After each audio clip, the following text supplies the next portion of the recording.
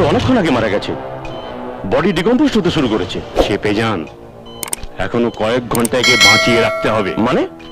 মানে এদের বাড়ির লোকের উইক পয়েন্টটাই তো হচ্ছে আমাদের ক্যাশ পয়েন্ট। ডাক্তারবাবু, আমার বাবা একেবারে শেষ করে তো নিয়ে এসছো, একটা বড় অপারেশন করতে হবে। 50,000 টাকা ক্যাশে জমা করে দাও। 50,000 টাকা? আমি গরিব মানুষ বাবা, এত টাকা কোত্থেকে পাবো? তাহলে আমি কি করব? বাবাকে নিয়ে যাও, এখানে চিকিৎসা হবে না। না না ডাক্তারবাবু, আপনি অপারেশনের ব্যবস্থা করুন, আমি টাকা নিয়ে আসছি, আমি টাকা নিয়ে আসছি। এই নিন।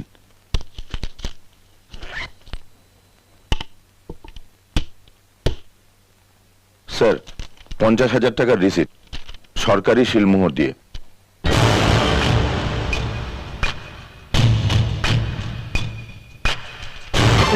ডাক্তারবাবু, এই দেখুন 50,000 টাকা জমা করে দিয়েছি। ঠিক আছে ঠিক আছে, এই ওষুধগুলো তাড়াতাড়ি নিয়ে আসুন, অপারেশনের জন্য লাগবে। বাইরে কোথাও থেকে নেবেন না, হসপিটালের মেডিকেল শপ থেকে নেবেন। আচ্ছা ডাক্তারবাবু। ঠিক আছে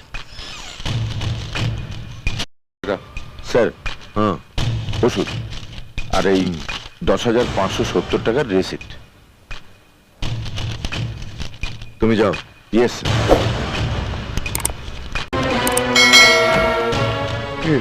ডাক্তারবাবু, আমার বাবা। দেখো, তোমার বাবার কেসটা খুব কমপ্লিকেটেড, আর ওইরকম অপারেশন করা কোনো ডাক্তার আমাদের এখানে নেই।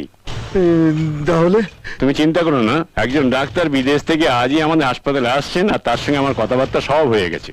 তবে একটু কস্টলি, প্রত্যেকটা অপারেশন করতে 1 লাখ টাকা করে নেন। এত টাকা ওই কোথায় পাবো ডাক্তারবাবু? বাবু, আমাকে একটু দয়া করুন। দেখো বাবা, আমি দয়া করলে তো তোমার বাবা বেঁচে উঠবে না। বাবাকে বাঁচাতে হলে ঘটি বাটি বেঁচে যে করে পারো টাকাটা জোগাড় করো।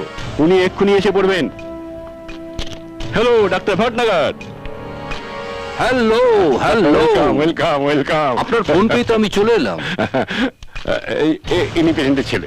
আচ্ছা, don't worry, I am here. যাও, তাড়াতাড়ি টাকাটা জমা করে দাও, তারপরেই অপারেশন হবে। Please come doctor. ইয়েস।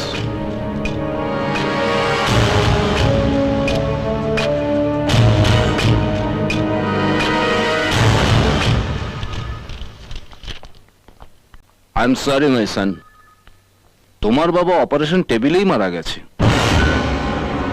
উনি অপারেশন টেবিলে মারা যাননি, উনি মারা গেছেন কাল রাতে।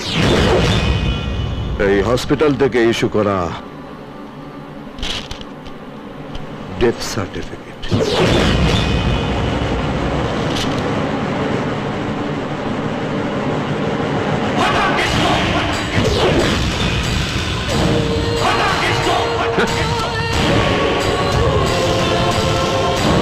স্বরাষ্ট্রমন্ত্রী ফাটাকেষ্ট।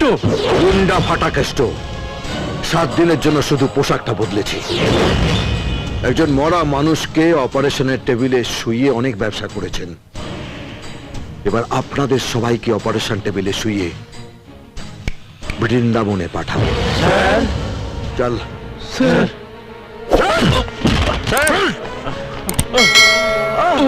মারবেন না স্যার।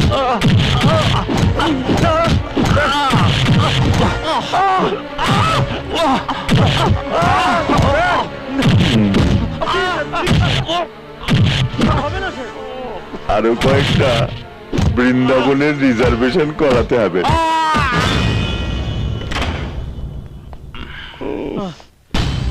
1 2, আর একটা কি হলো? এই তো 3। তো অপারেশন সাকসেসফুল? হ্যাঁ, সাকসেসফুল। মানুষ ডাক্তারকে ভগবানের মতো বিশ্বাস করে, কেননা ভগবান ছাড়া মানুষকে যদি কেউ বাঁচাতে পারে সেটা ডাক্তার। আর আপনারা আপনারা তাদের ওই দুর্বলতাটাকে কাজে লাগিয়ে তাদের ভিখিরি বানাচ্ছেন। আর যখন মানুষ হসপিটাল থেকে বাইরে যায়, তাদের কাঁধে থাকে আত্মীয় স্বজনের মৃতদেহ আর হাতে ভিক্ষার ঝুলি। আপনাদের সব টাকা ফেরত দিতে হবে, আর সেটা দিতে হবে আপনাদের নিজেদের অ্যাকাউন্ট থেকে। টাকা আমরা একা খাই না স্যার, অর্ধেক হেলথ মিনিস্টারকে দিতে হয়, নইলে আমাদের গ্রামে ট্রান্সফার করে দেওয়া হবে। হেলথ মিনিস্টারকে? রণদেব পালের শালা, অবৈধ স্ত্রীর বৈধ ভাই, সেই সূত্রে শালা। শালাকে এখানে নিয়ে এসো। শালাতে দেখছি একটা রিজার্ভেশন করতে হবে।